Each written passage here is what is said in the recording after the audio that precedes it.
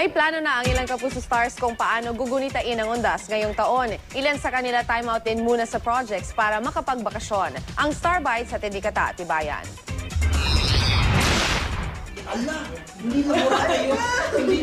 Bukod sa pag-ala-ala ng ilang Kapuso Stars sa kanilang mga pumanaw na mahal sa buhay, sasamantalahin din nila ang panahong ito para magbakasyon at makapagpahinga.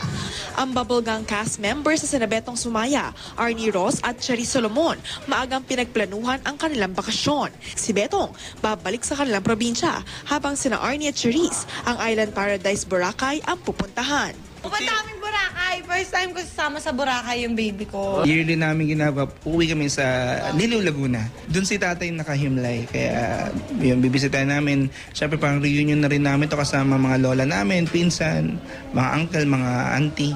Ang ilan naman sa Strawberry Lane cast members, may mga mini reunion ng mga pamilya at kaanak sa undas. Ang pamilya ni Rita de Guzman, magbabanding. Lahat kami may toko-toko ng food, bawat family. At saka sa amin kasi, pag November 1, ang nangyayari doon, meeting the advance na yun for Christmas. Kanya-kanyang toko naman daw ng dadalhing pagkain sa sementeryo ang pamilya ni Joanna Maritan. Pupunta lang kami sa lolo ko, binivisit namin. Magluluto ng biko kasi favorite ng lolo ko yun. Dadalhin naman ni TJ Trinidad ang kanyang pamilya sa Tagaytay. Si Bea Binene, madalas sa bahay lang daw sila ng kanyang pamilya.